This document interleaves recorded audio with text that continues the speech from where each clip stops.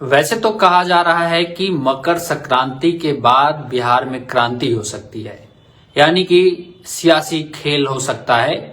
या तो तेजस्वी यादव मुख्यमंत्री बन सकते हैं या फिर नीतीश कुमार ही पलटी मार सकते हैं। इन सब के बीच एक बात अब कंफर्म हो चुकी है कि नीतीश कुमार का इंडिया गठबंधन में जो रोल था वो लगभग खत्म हो चुका है। नीतीश कुमार को किसी भी हालत में इंडिया गठबंधन का संयोजक नहीं बनाया जाएगा या फिर प्रधानमंत्री पद की दावेदारी तो अभी बहुत दूर की बात है।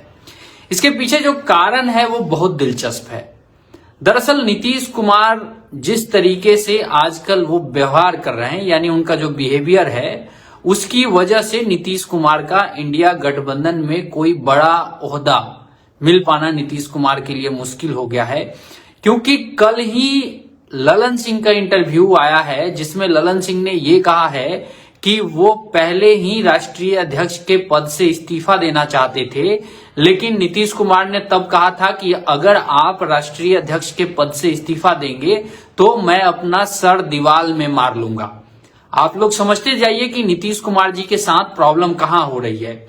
इसके बाद जब ललन सिंह ने ये घोषणा किया कि वो राष्ट्रीय अध्यक्ष का पद छोड़ रहे हैं तो बहुत सारे मीडिया चैनल में ये बात आई है कि नीतीश कुमार ललन सिंह के पैर छूने के लिए आगे बढ़ गए थे।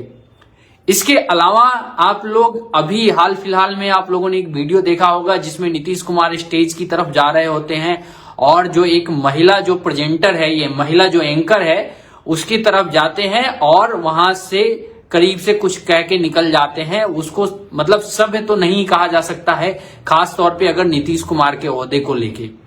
यानी कि कुल मिला के नीतीश कुमार का जो स्वास्थ्य है वो कब किस तरफ लेके जाएगा, नीतीश कुमार कब कौन सा फैसला लेंगे, किस तरीके की बात कह देंगे, इस पे ही इंडिया गठबंधन के बड़े नेताओं को अब शक होने वाला है। वैसे जैसे कि मैंने बताया कि मकर संक्रांति के बाद बिहार में क्रांति हो सकती है, लेकिन इंडिया गठबंधन में कम से कम क्रांति तो बिल्कुल नहीं होने जा रही है, खास तौर पे नीतीश कुमार को लेकर।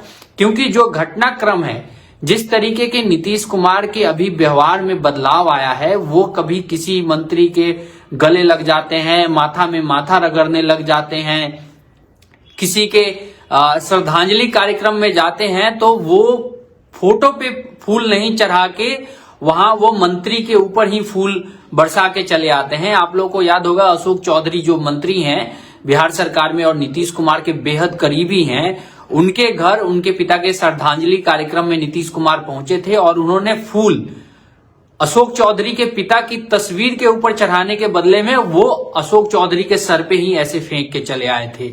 इससे अब इंडिया गठबंधन के जो बड़े नेता हैं, खास तौर पे जो कांग्रेस का थिंक टैंक है या फिर जो अन्य बड़े घटक दल हैं, उनके अंदर एक बेचैनी है कि अगर मान लीजिए नीतीश कुमार को संयोजक का पद दे दिया गया और कल को नीतीश कुमार किसी की बात उनको बुरी लग जाती है तो वो बिदक के कुछ और फैसला ले सकते हैं। इससे जो इंडिया गठबंधन का जो स्वरूप बन रहा है वही पूरी तरीके से फेल हो जाएगा। तो इस मामले को देखने के बाद हम लोग ये आसानी से कह सकते हैं कि नीतीश कुमार का अब इंडिया गठबंधन में प्रधानमंत्री पद का उम्मीदवार बनना तो दूर की बात है, उनको संयोजक भी नहीं बनाया जाएगा। क्योंकि जिस तरीके से एक तो ये 3-4 वाक्य तो आप लोगों के सामने मैंने बता ही दिया, इसके अलावा एक और वाक्य हुआ था जब वो टीआर बालू पे भड़क गए थे। राजेंद्र सिंह लिख रहे हैं कि पलटू राम से सावधान। शुक्रिया राजेंद्र सिंह, आप लोग भी अपनी बात कमेंट में भेज सकते हैं, मैं आप लोगों की भी राय जरूर लूंगा। दूसरा, जो जिस तरीके से वो टीआर बालू पे भड़के थे हिंदी को लेके कि आप लोग हिंदुस्तान में रहते हैं, आप लोग को हिंदी आनी चाहिए, इसका नुकसान साउथ के राज्यों में इंडिया गठबंधन को हो सकता है और बुरी तरीके से हो सकता है। क्योंकि आप लोग को पता है कि जो साउथ की राजनीति होती है वो 2 चीजों पे चलती है। एक चलती है हिंदी के विरोध में, यानी कि जो साउथ की पूरी राजनीति है वो हिंदी विरोध पे राजनीति टिकी है, उनकी भाषाई राजनीति होती है। उसका उदाहरण अभी देखने को मिला था जब बेंगलोर में अलग अलग जगह पे लोग जहां पे हिंदी बोर्ड लिखा था उसको तोड़ने लगे थे और उसके बाद जो कर्नाटक की सरकार थी उसने एक और जो कानून पहले कानून था उसमें मॉडिफाई करके ये लिखा कि उस कानून में बदलाव किया गया है कि कम से कम 60% जो बोर्ड का हिस्सा हो वो कन्नड़ भाषा में होना चाहिए। तो यहाँ पे भी एक खेल चल रहा है साउथ वर्सेस नॉर्थ का, हिंदी बनाम अन्य भाषा का। नीतीश कुमार जी, राजेंद्र सिंह जी लिख रहे हैं कि नीतीश कुमार ना घर के रहेंगे ना घाट के। ये राजेंद्र सिंह जी का लिखना है। तो इस हिसाब से भी इंडिया गठबंधन को सबसे ज्यादा सीटें अभी अगर कहीं से मिलती हुई दिख रही है तो वो साउथ के राज्यों से मिलती हुई दिख रही है।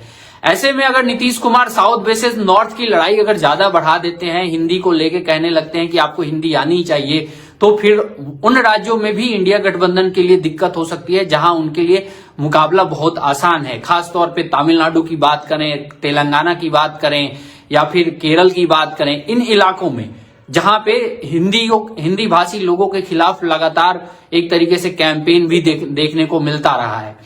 तो एक तो बात ये हो गई। इसके अलावा आप लोग देखिएगा कि नीतीश कुमार रहते तो इंडिया गठबंधन में है, लेकिन वो बड़ाई किसकी करने लग जाते हैं? भाजपा के नेताओं की बड़ाई करने लग जाते हैं, अटल बिहारी वाजपेयी जी की बड़ाई करने लग जाते हैं, यानी कि उनकी प्रशंसा करने लग जाते हैं, और अरुण जेटली जी के भी बारे में कहने लग जाते हैं। तो ये सब सुनील कुमार ब्याहुत जी का एक कमेंट आया, लिख रहे हैं कि पलटा पलटी से उनका छवि खराब हो गया है। जी शुक्रिया। और एक और हमारे दर्शक का कमेंट आया है, सुनील जी का कमेंट आया है, लिख रहे हैं कि राजनीति जानते हो? नहीं सुनील जी, हम राजनीति नहीं जानते हैं। सारा राजनीति नीतीश कुमार ही जानते हैं। जो उनके खास दोस्त ललन सिंह ने कल ही मीडिया में इंटरव्यू में कहा है कि वो तो राष्ट्रीय अध्यक्ष का पद कब का छोड़ना चाह रहे थे। नीतीश कुमार जी ने कहा कि वो अपना सर दीवार में मार लेंगे, इसलिए रुके हुए थे। आप लोग राजनीति समझिए। कुछ लोग इतने किसी भी पार्टी के नेता के लिए इतने ज्यादा एकदम अंधभक्त टाइप का होते हैं ना कि उनके खिलाफ कुछ सुन ही नहीं सकते हैं। उदाहरण के तौर पे नरेंद्र मोदी के भी समर्थक वैसे ही हैं, राहुल गांधी के भी समर्थक वैसे ही हैं, नीतीश कुमार के भी समर्थक वैसे ही हैं। ये सब अंधभक्ति करते हैं, उनके खिलाफ कोई बात ही नहीं सुन सकते हैं, चाहे उनका नेता कितना भी मतलब कि गलत काम करे या सही काम करे। उनका काम ही यही है कि वो नेता को नेता नहीं समझते हैं, वो भगवान समझते हैं, जैसे उनसे कोई गलती ही नहीं हो सकती है।